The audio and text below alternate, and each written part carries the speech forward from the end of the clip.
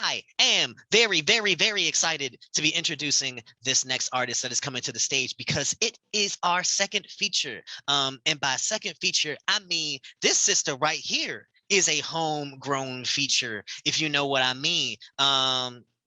Perception worked with us within the Wooly family to help build Homegrown and to help make all of this stuff during this madness that was all of the last year. You know, trying to make sure that everything could go smoothly and helping make sure things went smoothly. And so I am grateful for Perception, not only for her gifts as a artist, but also for her gifts as a facilitator and someone who can help like build culture. On top of that, what y'all are about to receive is a healthy dosage of amazing Black woman energy. Perception featured for me at Busboys and Poets 450K last month and received a standing ovation from a sold out audience. And like, you know, and this is, you know, it's not every day that happens at an open mic, know what I'm saying? So what I'm saying is the sister is something special. She brings something special to the stage and to the microphone every time that she shares. She's authentic, she's real, and she is right here rocking with us physically and digitally. Show some love right now for Perception. Hello, everyone. Can y'all hear me all right? Great. So I'm gonna kick this off with an intro. Yo, I've become a poet with purpose. Spitting these verses are starting to sound like sermons, so I serve up a Sunday service where open mics become my churches, where I preach my revelations because my story is so earnest. My silence is disservice. I take up space because I've earned it. So if you don't know my name, I promise you'll soon learn it. I will introduce myself if you will allow me. The name is Perception, and I always say that proudly. I proclaim my name like a queen, so crown me. I'm young but profound and go for heads like bounty, making me a smooth killer, dope spitter, and heavy hitter. I cop back and boom, I pull the trigger. Fire facts from a young, educated sister, empowered by the voices from those who've ever dismissed her. So I hold these poems close to me because they are authentic. I'm a damn good actress, but I can't pretend shit. So these are ballads of the hearts mixed with words of an academic. I hope you know that if I wrote it, then I meant it. So can you and me find unity and build community? Be beautifully honest, cause truthfully, I just hope you feel me. I hope that I can reach you. I learned from all your voices, so I hope that I can teach too. I find freedom in this work, so I hope that it frees you. Cause it all feels so worth it if you feels like someone sees you. Cause I become a poet with purpose. Spitting these verses start to make me nervous. See, I get chills every time these emotions start to surface, and it feels so worth it. It feels so worth it. Hello again, everybody. Like they said, well, for one, thank you so much for that sweet intro. It really means the world to me to just have that support and love from Spit Dat and Wooly, and just, it means the world. Like they said, I am a Maya McGinty, aka Perception. I am an actress, poet, storyteller, theater maker, and aspiring director all the way from Augusta, Georgia. Currently a junior acting major at the illustrious Howard University. HU, you know? Yes. And I'm so honored to just be a feature tonight. Like in the theme of Glow Up, I remember my first open mic here about a year ago. And right after I ran into my mom's room, I was like, I'm a feature here one day, like for truth. And so just here's to me speaking that into existence and for me being able to be here. I'm excited to share my story of me glowing up as well as growing up. And so I'm gonna start by saying there is a content warning. Mentioning anxiety, depression, self-harm. So protect yourself as needed. Those are within the first two poems. So yes, protect yourself as needed. So for me, this story starts off in early high school. You know, like many young girls, I was insecure, very unsure of myself. And I remember looking out around the room, comparing myself to the other girls, and I would say, maybe she's born with it. Or maybe it's Maybelline. Make up my facade so maybe self-love is make-believe. Envy left me empty when I was only 15, so maybe I'll admit I have a low self-esteem. Maybe I'll fake my confidence until I feel contentment, repress my darkest thoughts until I'm free from my resentment, escape my inner demons, but damn, they are relentless. They remind me that I'll never be as good as she is. See, they remind me that I'll never be as good as she is. Green eyes perceive who I am as a weakness. I wear facades as fashion so I can feel like me less. I went from confident to self-conscious. Damn it, I regressed. And inner demons are playing in my mind like it is recess. I resent my ability to repress. I resent my mind being so complex. I confess that maybe I'm a smile with the chaos underneath it. Maybe I'm just a green monster of animosity, misconstruing all my insecurities as modesty, but honestly, maybe she's just born with it. Maybe it's Maybelline. Make up my facade so maybe self-love is make-believe. Envy left me empty when I was only 15, so maybe I'll admit I have a low self-esteem. See, for me, back then, I used to find all my comfort and my solace in poetry. And I mean, I still do, but I didn't have the words to share what I was experiencing with anybody else. And so I did it.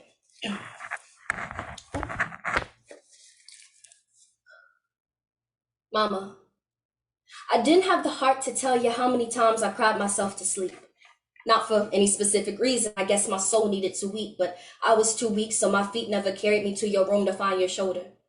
And I learned to get over, and as I got older, I got numb. I formed a bad habit of staying up till 1. I had to allow my mind to run. So I would stare up at the ceiling, overthinking and dealing with demons and healing, reflecting and feeling with blank pages. Freedom from my mind's cages, and words became my therapy. I know you were scared for me because I never asked you to be there for me, but I was tending to these wounds so carefully, and even though I was scared to be, I was strong. Because mama, I can't even tell you how long I've dealt with these insecurities. I thought they would disappear with maturity, so I never came to you for a sense of security because I was so sure there was no way of assuring me. So during these hard times, I chose to fall alone, and you became ignorant to a civil war that was happening in your own home, but I didn't bring you in the fight. How because I became a one-woman army, held my own hand when I tried to harm me. I thank God for soothing my mind during the multiple times I tried to harm this temple, but I learned to be patient with myself. So you would never have to worry about my mental. I would wipe my own eyes and rock myself to sleep, pray the Lord my soul to keep, but I wouldn't say a word in hopes that you wouldn't notice the hopeless and broken that I was toting. See, I was never good at being open. So now you look back at some of the poems I once wrote and have so many questions. But mama, I got so used to suppression that I compartmentalized everything I've ever felt. So I never dealt with dysfunctional family bullshit or my sister's depression, my other sister's death, my self-hate or mental regression. So mama, please listen. It's not easy for me to admit to all the stuff that I've written. I didn't mean for you to learn a part of me that never existed. But I couldn't ruin the image of the girl you knew so well. But I battled with my own self-esteem. Mama, I have hated myself since I was 13. And as I approach the age of 19, I am still fighting to love myself. And every now and then, I relapse and I regress. This past summer, I deleted my progress, terrified I was depressed, so I convinced myself I was being dramatic. I've had a good life, so what is so traumatic? But mama, I still get anxious about car crashes, door slams, and gout lulling. I never told you before, but I'm finally telling you now, mama. This is the first time I've ever performed this piece, and I wrote it over a year ago. And I've come such a far, so far from when this piece was written, because I've opened up about my mental health to my family and friends, and I have the most loving and understanding support system anyone could have ever asked for. And it is only through them that I was able to finally understand that self-love ain't easy. Believe me. I've been trying to love myself since I was 13, searching for a part of me that I can deem worthy of my own self-respect. And I would sit and reflect and delve into the inner me. I found my biggest enemies and all of my demons and about 100 other reasons why I considered myself less than enough. Considered myself unworthy and undeserving, and it was terrifying and disturbing just how bad I was hurting. Because self-love ain't easy. Believe me, I can't count how many times I've described myself feeling like nothing, feeling numb and feeling empty, only filled with animosity, resentment, and envy. And as I approached the age of 20, I just wish the younger version of myself knew the magic that was flowing within me, but I was too busy trying to be enough. I didn't recognize that I was plenty, intently questioning my own identity until my insecurities took on its own entity. Because self-love ain't easy. Believe me. I've killed my spirit so many times that I have learned how to grieve me. And when I lost myself, I found I was the only person who truly needs me. So I know when it's right to be selfish and greedy. Because when I was serving my soul on silver platters, there was nothing left to feed me. So no, self-love ain't easy. Believe me. Sometimes I slip back into old ways, old mindsets, into dark days, but in the same breath, I'm able to give praise for how far I've come. Sometimes I still feel stagnant, in others, I'm able to relish everything that I have become. Some moments, I question if I'm enough or if I'm worth it. In others, I relish the idea of being perfectly imperfect. So, no, self love ain't easy. Believe me, it is a journey. And with each day, I am learning to embrace every flaw and imperfection, soul searching and humbly self reflecting to acknowledge everything that I was, accept myself where I am, and embrace everything I am becoming. See, I am a walking evolution, but I'm constantly running towards everything that is for me and of me. And with each day, I find a new way to teach others and myself how to properly love me. Whew. Thank you, thank you, thank you. When I realized that self love is difficult, I also started to realize like I need to be more gracious with myself, extend patience and understanding. If I can do it for other people, I can do it for myself. Because I think that everything's supposed to be perfect. I like things to make sense. And they don't. It's life. You know, sometimes I forget that I'm human, that I am flesh and bones, that my body is home to a restless soul. But what if I need rest? Damn, with all the civil unrest, what if I just need a breath? What if I just need to get some shit up off my chest because I can't suppress this anxiety any longer? They say what doesn't kill you makes you stronger, but what if it just makes me tired? Is it okay if I lose some of my fire? Because I can't always be strong, black woman, resilient in the face of her oppression. See, what gave you the impression I can carry the weight of the world when my arms get tired from the tangle of my fro? So what do I get to let go and be human? Because, you know, that means sometimes I fuck up. And others, I don't give a fuck. Sometimes I give it my all, and others, I don't give it enough. That means sometimes I need affirmation and inspiration, and others, I just want isolation without giving an explanation. Sometimes I really want to be heard, and others, I don't even want to be seen. So, no, I didn't drop my crown today. I just didn't feel like a queen. But I love when y'all comment, yes, goddess, just remember, I am not God. With each day I try to strip off this facade because stoicism ain't for me. For too long, I've been strong when I was scared to be. And see, maybe that's the reason I'm in therapy, tracing my way back to the first person who labeled my emotions dramatic. But having the power to do so is the real black girl magic. Having the power to say it's okay not to be okay. It's okay if all I did today was remind myself to breathe. Give myself permission to be humanized. Allow my rest to become revolutionized. A form of activism activating my parents' sympathetic nervous system so that my inhales and exhales raise hell for anybody who tries to prey on my peace. Because I cease to believe that my black girl magic is supposed to make me superhuman. You know, something I've realized, so I turned 20 in March.